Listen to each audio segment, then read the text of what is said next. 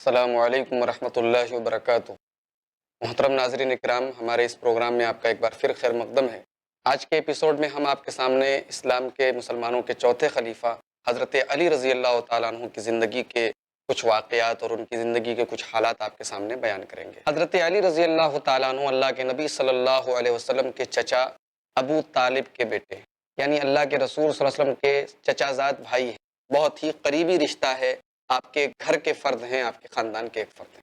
6 سال کی عمر سے حضرت علی رضی اللہ تعالیٰ عنہ اللہ کے نبی صلی اللہ علیہ وسلم کے ساتھ رہتے تھے۔ جب حضرت علی کی عمر 10 سال ہوئی تو اللہ تبارک و تعالیٰ نے اپنے نبی کو نبوت کے مقام سے سرفراز فرمایا اور آپ نے نبوت کا اعلان کیا۔ حضرت علی رضی اللہ تعالیٰ عنہ نے فوراً اللہ کے پیارے رسول صلی اللہ علیہ وسلم کی رسالت کا اقرار کیا۔ اشہد ان لا الہ الا اللہ و اشہد ان محمد عبدہ و رسولہ کہہ کر آپ نے جناب محمد رسول اللہ صلی اللہ علیہ وسلم کی رسالت کا اقرار کیا۔ محترم ناظرین کرام، حضرت علی کو یہ فضیلت حاصل ہے کہ بچوں میں سب سے پہلے اسلام لانے والے حضرت علی۔ اللہ کے نبی صلی اللہ علیہ وسلم کو حضرت علی سے بے حد محبت تھی، اور حضرت علی رضی اللہ تعالیٰ عنہ کو بھی اللہ کے رسول صلی اللہ علیہ وسلم سے بے حد محبت تھی۔ یہی وجہ ہے کہ اللہ کے نبی صلی اللہ علیہ وسلم نے حضرت علی سے ایک خاص بات کی تھی۔ مسلم شریف کی حدیث حضرت علی کہتے ہیں والذی فلق الحبہ وبرأ النسمہ، اس اللہ کی قسم، اس اللہ کی قسم جس نے دانے کو پھاڑا اور جس نے روح کو پیدا کیا۔ نبی امی صلی اللہ علیہ وسلم نے مجھ سے یہ وعدہ لیا تھا، مجھ سے یہ عہد لیا تھا۔ کیا عہد لیا تھا؟ انہ لا یحبنی الا مؤمن ولا یبغضنی الا منافق، کہ جو علی سے محبت کرتا ہے وہ مومن ہے، اور جو علی سے بغض رکھتا ہے، جو علی سے نفرت کرتا ہے، وہ منافق ہے۔ محترم ناظرین کرام، اس حدیث پاک سے اندازہ لگائیے کہ حضرت علی رضی اللہ تعالیٰ عنہ کا کیا مقام اور کیا مرتبہ ہے کہ ان سے محبت یہ ایمان کی نشانی ہے اور ان سے بغض کرنا یہ نفاق کی نشانی ہے۔ مسلم شریف کی ہی حدیث ہے، اللہ کے نبی صلی اللہ علیہ وسلم ایک مرتبہ ہیرا کی پہاڑی پر گئے۔ ہیرا کی پہاڑی پر گئے، آپ کے ساتھ حضرت ابو بکر صدیق تھے، حضرت عمر فاروق تھے، حضرت عثمان غنی تھے، حضرت علی تھے، حضرت زبیر تھے اور حضرت طلحہ تھے۔ اچانک ہیرا کی پہاڑی ہل گئی، کانپ گئی۔ اللہ کے نبی صلی اللہ علیہ وسلم نے ہیرا کی پہاڑی سے کہا تو تھم جا، تو رک جا، تو ٹھہر جا، فما علیک الا نبی او صدیق او شہید، اس لیے کہ اس وقت تیرے اوپر یا تو نبی ہے یا صدیق ہے یا شہید ہے۔ اس حدیث پاک سے یہ بھی معلوم ہوا کہ اللہ کے نبی صلی اللہ علیہ وسلم نے حضرت علی کو اپنی زندگی میں ہی یہ بشارت دی دی تھی کہ ان کو شہادت کا مقام حاصل ہوگا۔ حضرت علی رضی اللہ تعالیٰ عنہ اللہ کے نبی صلی اللہ علیہ وسلم کے اوپر ایمان لانے کے بعد ہر قدم پر آپ کا ساتھ دیتے رہے۔ جب اللہ کے نبی صلی اللہ علیہ وسلم کو اللہ تبارک و تعالیٰ نے مکہ چھوڑ کر مدینہ جانے کی اجازت دی تو اس موقع پر حضرت علی نے اس پورے واقعے میں کیا رول ادا کیا؟ اسی لیے میں کہتا ہوں کہ حضرت علی، حضرت ابو بکر، یہ تمام لوگ اللہ کے نبی کی سیرت کے ایک امپورٹنٹ پارٹ ہیں۔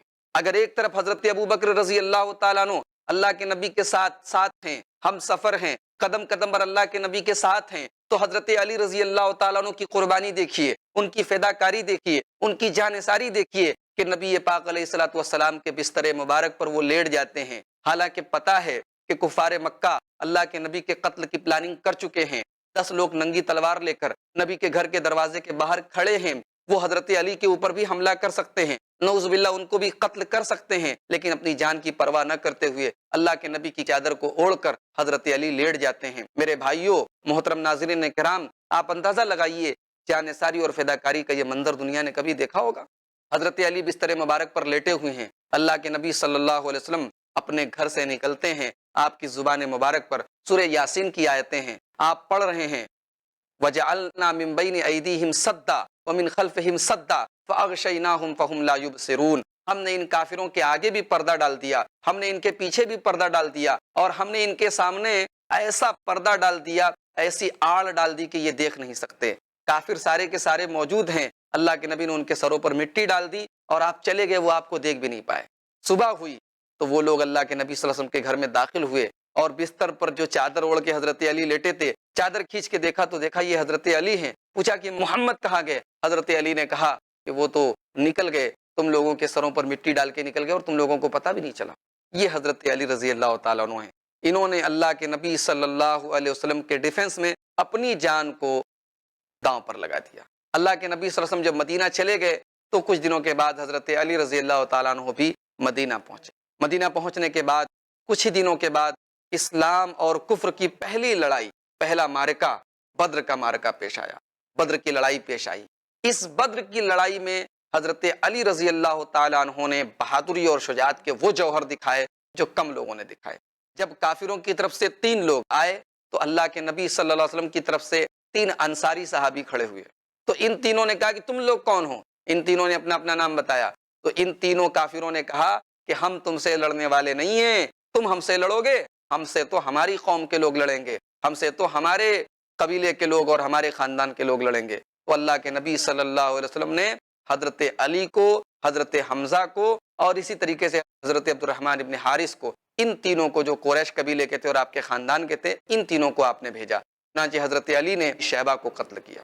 محترم ناظرین کرام، حضرت علی رضی اللہ تعالیٰ عنہ اللہ کے نبی صلی اللہ علیہ وسلم کے بستر پر لیٹ کر اپنی جان داؤں پر لگاتے ہیں۔ اللہ تبارک و تعالیٰ نے بدلے کے طور پر ان کو یہ سعادت نصیب فرمائی کہ اللہ کے نبی کی بیٹی اور چہیتی بیٹی، جن کو ہم حضرت فاطمہ کے نام سے یاد کرتے ہیں، وہ حضرت علی کے نکاح میں آئی۔ یہ حضرت فاطمہ کون ہیں؟ یہ سیدۃ نساء العالمین ہیں، یہ سیدۃ نساء اہل الجنہ ہیں، یہ تمام جنتی عورتوں کی سردار ہیں، یہ تمام دنیا کی عورتوں کی سردار ہیں۔ یہ وہ فاطمہ ہیں جن کے بارے میں اللہ کے نبی کہتے ہیں کہ فاطمہ میرے کلیجے کا ٹکڑا ہے، جس نے فاطمہ کو تکلیف پہنچائی اس نے مجھے تکلیف پہنچائی۔ حضرت فاطمہ کا نکاح حضرت علی کے ساتھ ہو جاتا ہے۔ یہ حضرت فاطمہ رضی اللہ تعالیٰ عنہ ہے جن کا یہ مقام ہے۔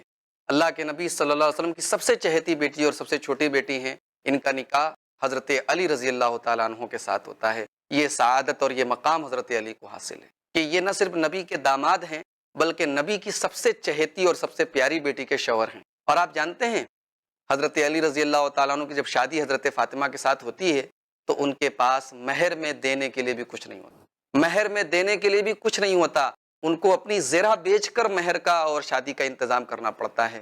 اللہ کے نبی صلی اللہ علیہ وسلم اتنی غربت کے باوجود اور اتنی مالی حالت کے کمزور ہونے کے باوجود اپنی پیاری بیٹی کی شادی حضرت علی سے کیوں کرتے ہیں؟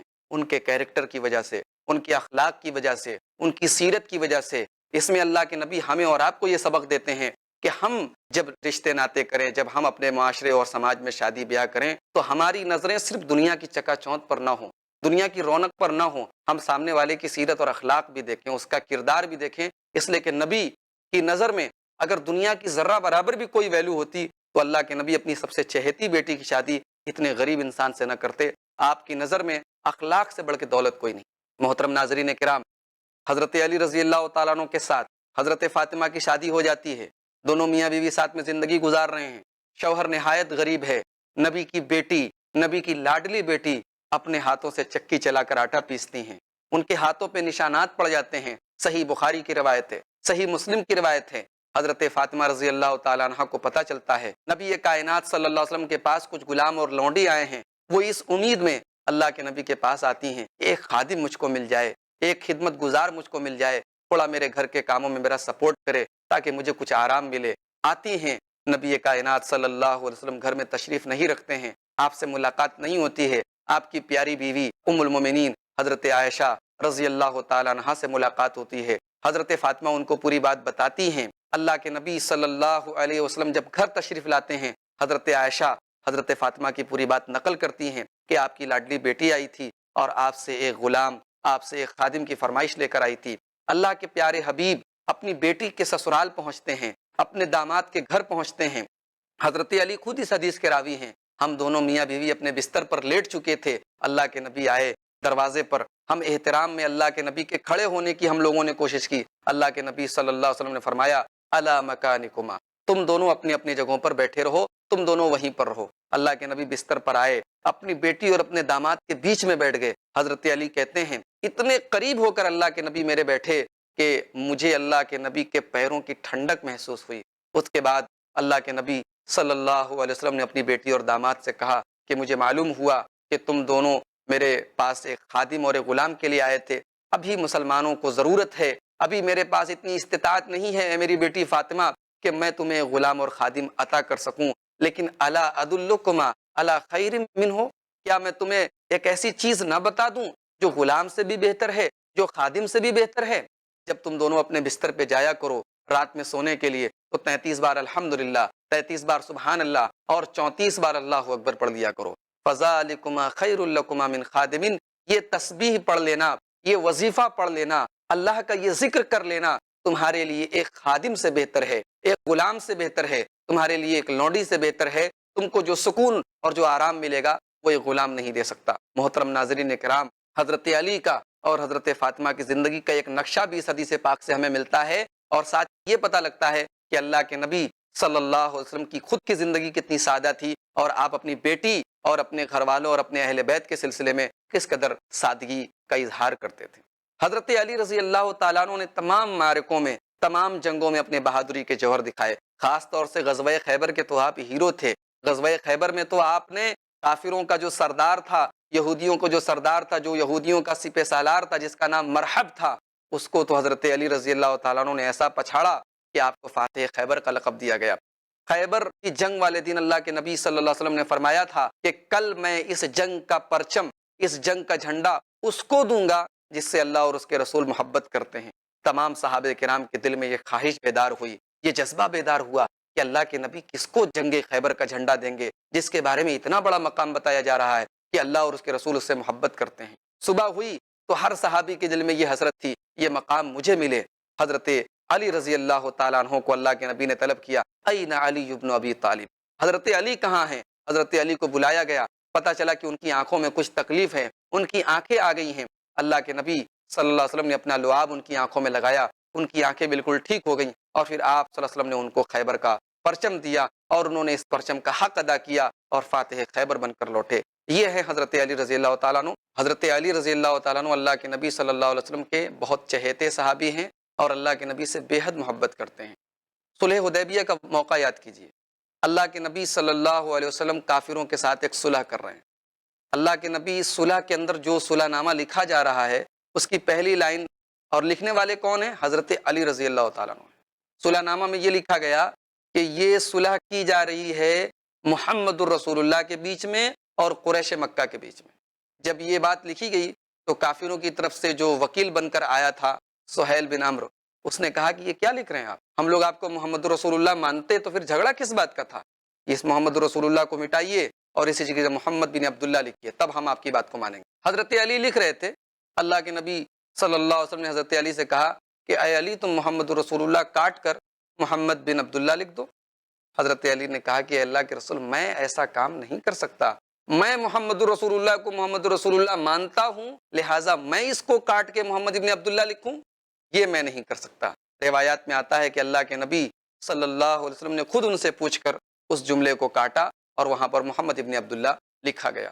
اس واقعے سے آپ یہ اندازہ لگا سکتے ہیں کہ حضرت علی رضی اللہ تعالیٰ عنہ کے دل میں اللہ کے رسول کا کتنا مقام و مرتبہ تھا اور اللہ کے رسول سے کیسی محبت کرتے تھے۔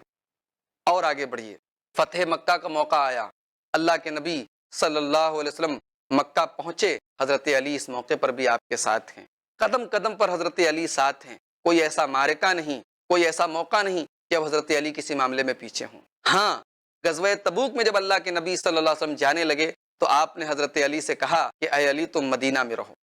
حضرت علی نے کہا اتخلفنی فی الصبیان والنساء، اے اللہ کے رسول کیا آپ مجھے عورتوں اور بچوں میں چھوڑ کے جا رہے ہیں؟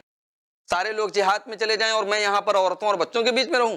اللہ کے نبی صلی اللہ علیہ وسلم نے کیا جواب دیا حضرت علی کا مقام بیان کرنے کے لیے یہ کافی ہے۔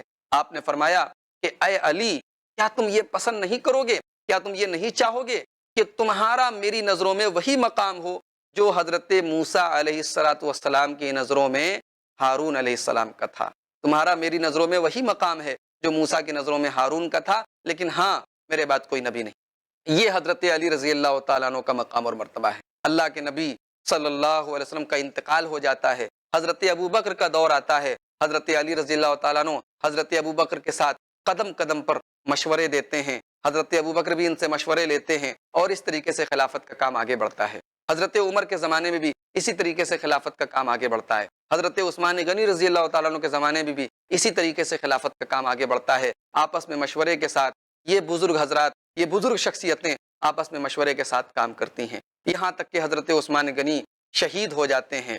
ان کی شہادت کے بعد بلوائیوں نے حضرت علی رضی اللہ تعالیٰ عنہ سے مطالبہ کیا کہ آپ خلیفہ بن جائیے۔ ان فسادیوں نے آپ سے کہا کہ آپ خلیفہ بن جائیے۔ حضرت علی نے ان کی اس پیشکش کو مسترد کر دیا اور انہوں نے کہا کہ میں تمہارے کہنے پر خلیفہ نہیں بنوں گا۔ لیکن اس وقت مدینہ میں جو صحابہ کرام موجود تھے، جب وہ بھی تیار ہوئے اور انہوں نے بھی حضرت علی سے کہا کہ اس وقت آپ کی ضرورت امت کو ہے، آپ خلافت سنبھال لیجئے، تو حضرت علی رضی اللہ تعالیٰ عنہ تخت خلافت پر متمکن ہوئے۔ حضرت علی رضی اللہ تعالیٰ عنہ کی زندگی میں ایک چیز ہمیں بہت بنیادی ملتی ہے کہ حضرت علی رضی اللہ تعالیٰ عنہ کی پوری زندگی بہت زاہدانہ تھی، بہت ہی دنیا سے بے رغبتی ان کی زندگی میں ہمیں کوٹ کوٹ کر بھری ہوئی معلوم ہوتی ہے۔ انہوں نے اپنی پوری زندگی بہت سادگی اور فقر و فاقہ کے ساتھ گزاری۔ یہی وجہ ہے کہ حضرت علی رضی اللہ تعالیٰ عنہ خلافت ملنے کے بعد بھی ان کی زندگی میں وہی سادگی، وہی فقر و فاقہ اور دنیا سے بے رغبتی اور زہد کی وہی کیفیت تھی جو پہلے تھی۔ لیکن حضرت علی کے خلیفہ ہونے کے بعد حضرت امیر معاویہ رضی اللہ تعالیٰ عنہ جو اس وقت امیر شام تھے، جو شام کے گورنر تھے، ان سے اور حضرت علی سے اختلاف ہو گیا۔ اختلاف کس بات پر ہو گیا؟ حضرت امیر معاویہ کا یہ کہنا تھا کہ اے امیر المومنین، آپ کے ساتھ، آپ کے آس پاس وہ تمام لوگ موجود ہیں جنہوں نے حضرت عثمان غنی کو شہید کیا، آپ ان لوگوں کو میرے حوالے کیجئے، میں عثمان غنی کا رشتہ دار ہوں، میں ان کے خاندان کا ہوں، میں ان لوگوں کو اسلامک رول کے اعتبار سے، اسلامی قانون کے اعتبار سے ان لوگوں کو سزا دوں گا، چونکہ اسلام میں خون کا بدلہ خون ہے، ان سب کو قتل کیا جائے گا۔ حضرت علی کا یہ کہنا تھا ابھی میں نے خلافت سنبھالی ہے، ابھی حالات پرسکون نہیں ہوئے ہیں، ابھی ایک خلیفہ کی شہادت ہوئی ہے، ابھی تھوڑا سکون ہو جائے، معاملات تھوڑے پرسکون ہو جائیں، پھر میں خود ان قاتلوں کو کیفر کردار تک پہنچاؤں گا۔ اسی بات پر ان دونوں بزرگوں میں اختلاف ہو گیا اور یہ اختلاف اس حد تک پہنچا کہ خانہ جنگی کی نوبت آ گئی، آپس میں لڑائی جھگڑے کی نوبت آ گئی اور کافی خون خرابہ ہوا۔ ان جنگوں کو بنیاد بنا کر اگر ہم یہ کہیں کہ نعوذ باللہ حضرت امیر معاویہ رضی اللہ تعالیٰ عنہ نے چونکہ حضرت علی کے خلاف لڑائی کی اس لیے وہ کافر ہو گئے، یا حضرت علی رضی اللہ تعالیٰ عنہ نے حضرت معاویہ کے خلاف جنگ کی لہٰذا ان کے ایمان میں کوئی فرق آ گیا، یہ ہمارا مسلک نہیں ہے، یہ ہمارا منہج نہیں ہے۔ یہ صحابہ کرام کی آپس کی جنگیں تھی، دونوں نے اجتہاد کیا، یہ دونوں کا اجتہاد تھا، یہ حضرت علی کا بھی اجتہاد تھا، یہ حضرت معاویہ کا بھی اجتہاد تھا، دونوں نے اپنی اپنی جگہ اجتہاد کیا، دونوں کی کوششیں دین کے لیے تھیں، دونوں دین کے لیے جیے، دین کے لیے اس دنیا سے گئے۔ اگر آپس میں ان کی جنگیں ہوئیں، ہم ان کا معاملہ اللہ کے سپرد کرتے ہیں۔ اللہ تبارک و تعالیٰ نے ہمیں اپنے ہاتھوں کو صحابہ کرام کی جنگوں میں شریک ہونے سے بچا لیا، جیسے ہمارے ہاتھ صحابہ کرام کی جنگوں میں شریک ہونے سے بچ گئے، ایسے ہی ہم اللہ سے یہ دعا کرتے ہیں کہ اللہ ہمیں اپنی زبان کو بھی صحابہ کرام کی ان آپسی رنجشوں اور اختلافات میں ملوث ہونے سے بچا لے۔ آئیے ایک حدیث آپ کو سناتا ہوں، امام مسلم رحمۃ اللہ علیہ صحیح مسلم اس حدیث کو روایت کرتے ہیں۔ حضرت سعد بن ابی وقاص اللہ کے نبی کے بڑے پیارے صحابی ہیں، عشرہ مبشرہ میں سے ہیں، ان سے حضرت امیر معاویہ کہتے ہیں ما منعک ان تسب ابا تراب، کیا بات ہے آپ ابو تراب کو یعنی حضرت علی کو برا بھلا نہیں کہتے؟ اب ایک منٹ رکیے، اس حدیث میں حضرت امیر معاویہ کیا کہہ رہے ہیں کہ اے سعد ابن ابی وقاص، کیا بات ہے کہ آپ ابو تراب کو برا بھلا نہیں کہتے؟ ایسا معلوم ہوتا ہے کہ حضرت امیر معاویہ یہ چاہتے ہیں کہ لوگ حضرت علی کو برا بھلا کہیں۔ اس حدیث سے ایسا بظاہر ثابت ہوتا ہے، اسی لیے امام نووی رحمۃ اللہ علیہ کہتے ہیں کہ اس حدیث کا یہ مطلب نہیں، اس حدیث کا یہ مطلب ہے، حضرت معاویہ کے کہنے کا یہ مطلب ہے کہ اے سعد بن ابی وقاص، میری اور علی کی لڑائی چل رہی ہے، میری اور علی کی مخالفت چل رہی ہے، تو تم کھل کر میرا سپورٹ کیوں نہیں کر رہے ہو اور تم علی کی مخالفت کیوں نہیں کر رہے ہو؟ یہ مقصد تھا، یہ مقصد نہیں تھا کہ تم حضرت علی کو برا بھلا کیوں نہیں کہہ رہے ہو، ان کو گالی کیوں نہیں دے رہے ہو، کیونکہ ایک صحابی دوسرے صحابی کو گالی دے اور برا بھلا کہے یہ صحابہ کرام کی شان نہیں تھی، اور نہ ہی ان کی لڑائیوں کی یہ حیثیت تھی کہ وہ ایک دوسرے کو برا بھلا کہتے۔ تو حضرت سعد بن ابی وقاص نے کہا کہ تین چیزوں کی وجہ سے میں حضرت علی کے بارے میں کوئی بات نہیں کہتا۔ پہلی چیز، اللہ کے نبی نے کسی جنگ کے موقع پر جب حضرت علی کو مدینہ میں آپ صلی اللہ علیہ وسلم پیچھے چھوڑ کر جا رہے تھے اور حضرت علی نے یہ کہا کہ اللہ کے رسول کہ آپ مجھے عورتوں اور بچوں کے بیچ میں چھوڑ کر جا رہے ہیں، تو اللہ کے رسول صلی اللہ علیہ وسلم نے فرمایا تھا کہ اے علی، کیا تم یہ نہیں چاہتے ہو کہ تمہارا میری نظروں میں وہی مقام ہو جو حضرت موسیٰ علیہ السلام کی نظروں میں ہارون کا تھا؟ یہ فضیلت اور یہ مقام حضرت علی کو حاصل ہے، اس لیے میں حضرت علی کے بارے میں کچھ بھی نہیں بولتا۔ دوسری وجہ یہ ہے کہ غزوہ خیبر کے موقع پر اللہ کے پیارے حبیب صلی اللہ علیہ وسلم نے کہا تھا کہ لَأُعْتِيَنَّ الرَّعْيَةَ، میں جنگ کا پرچم اس شخص کو دوں گا جس سے اللہ اور اس کے رسول محبت کرتے ہیں، اور اگلے دن یہ پرچم اللہ کے رسول نے حضرت علی کو دیا تھا۔ اور تیسری وجہ یہ ہے کہ جب سورہ آل عمران کی آیت مباہلہ نازل ہوئی جس میں اللہ تبارک و تعالیٰ نے اپنے نبی سے کہا، اے نبی آپ کہہ دیجئے کہ اے کافروں آؤ ہم اپنے بیٹوں کو بلاتے ہیں، تم اپنے بیٹوں کو بلا لو، تو اس موقع پر اللہ کے نبی صلی اللہ علیہ وسلم نے حضرت علی کو بلایا، حضرت فاطمہ کو بلایا، حضرت حسن کو بلایا، حضرت حسین کو بلایا، اور آپ نے فرمایا ہؤلاء اہلی، یہ لوگ میرے اہل بیت ہیں، یہ لوگ میرے گھر والے ہیں۔ یہ تین وجوہات ایسی ہیں جس کی وجہ سے میں حضرت علی کے بارے میں کوئی ایسا جملہ استعمال نہیں کرتا جو ان کی شان کے خلاف ہو۔ یہ حضرت سعد بن ابی وقاص نے کہا۔ نسائی کی روایت میں یہ الفاظ ہیں کہ حضرت معاویہ فوراً خاموش ہو گئے اور سمجھ گئے کہ واقعی میں حضرت علی کا یہ مقام اور مرتبہ ہے۔ محترم ناظرین کرام، آپ اندازہ لگائیے کہ حضرت علی رضی اللہ تعالیٰ عنہ کی کیا شان تھی اور کیا مقام اور مرتبہ تھا۔ یہ الگ بات ہے کہ ان کا جو دور خلافت تھا یہ آپسی رنجشوں اور آپسی اختلافات کی نظر چلا گیا، لیکن اس سے ان کے مقام اور مرتبے پر کوئی فرق نہیں پڑتا۔ ان کے فضائل میں جو حدیثیں آئی ہیں اور جو اللہ کے نبی صلی اللہ علیہ وسلم کے فرمودات موجود ہیں وہ کم صحابہ کرام کے بارے میں موجود ہیں۔ حضرت علی رضی اللہ تعالیٰ عنہ کی زندگی سے ہمیں ایک سبق یہ ملتا ہے کہ اسلام کی راہ کے لیے اگر ہمیں اپنی جان بھی قربان کرنا پڑے تو ہم اس کے لیے تیار رہیں۔ حضرت علی کی زندگی میں ہمیں دوسرا سبق یہ ملتا ہے کہ ہمیں دنیا ضرور کمانی چاہیے، دنیا میں ضرور رہنا ہے، دنیا سے تعلق ضرور رکھنا ہے، لیکن دنیا ہی کو سب کچھ نہ سمجھے۔ ہمارا اصل منظور نظر، ہماری زندگی کا اصل مطمع نظر آخرت ہونا چاہیے۔ حضرت علی کی زندگی میں ہمیں تیسرا سبق یہ ملتا ہے کہ ہمیں اللہ اور اس کے رسول سے سچی محبت کرنی چاہیے۔ اللہ اور اس کے رسول کی یہ محبت ہی دراصل ہمارے لیے اصل سرمایہ ہے جو آخرت میں ہمارے کام آئے گا۔ محترم ناظرین کرام، یہ ہیں اللہ کے رسول صلی اللہ علیہ وسلم کے پیارے داماد، چوتھے خلیفہ اور حضرت فاطمہ رضی اللہ تعالیٰ عنہ کے شوہر، حضرت حسن اور حسین کے ابا حضرت علی بن ابی طالب رضی اللہ تعالیٰ عنہ۔ حضرت امیر معاویہ سے ان کا اختلاف ضرور ہوا، لیکن یہ اختلاف کفر اور اسلام کا اختلاف نہیں تھا، اور نہ ان بزرگ ہستیوں نے ایک دوسرے کے دین اور ایمان پر کسی قسم کا کوئی شک کیا۔ حضرت علی رضی اللہ تعالیٰ عنہ کا مقام اور مرتبہ ہم سے اس بات کا مطالبہ کرتا ہے کہ ہم ان کی شان کو سمجھیں، ان کے مقام کو سمجھیں، اور ان کے بارے میں کسی بھی قسم کی غلط بیانی اور زبان درازی سے کام نہ لیں۔ حضرت علی رضی اللہ تعالیٰ عنہ کیسے شہید ہوئے؟ ان کے دور میں ایک فرقہ پیدا ہوا، خوارج کا فرقہ، اور تین خارجیوں نے آپس میں طے کیا، حضرت علی ہیں، حضرت امیر معاویہ ہیں، حضرت عمرو بن عاص ہیں، تینوں نے تینوں لوگوں کو قتل کرنے کا پلان بنایا۔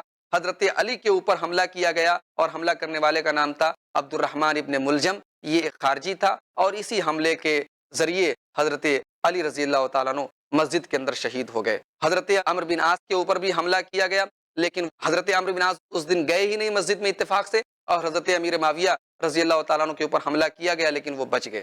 تو اس طریقے سے اسلام کی یہ بہترین شخصیت، اللہ کے نبی کے پیارے صحابی اس دنیا سے چلے گئے۔ اللہ تبارک و تعالیٰ سے دعا ہے رب العالمین ہم سب کو حضرت علی رضی اللہ تعالیٰ عنہ سے محبت کرنے اور ان کے نقش قدم پر چلنے کی توفیق عطا فرمائے۔ انشاءاللہ آئندہ ایپیسوڈ میں ہم اگلے صحابی عشرہ مبشرہ میں اگلی شخصیت یعنی حضرت طلحہ رضی اللہ تعالیٰ عنہ کے بارے میں کچھ باتیں آپ کے سامنے پیش کریں گے۔ تب تک کے لیے ہمیں اجازت دیجیے، پھر ملاقات ہوگی۔ السلام علیکم ورحمۃ اللہ وبرکاتہ۔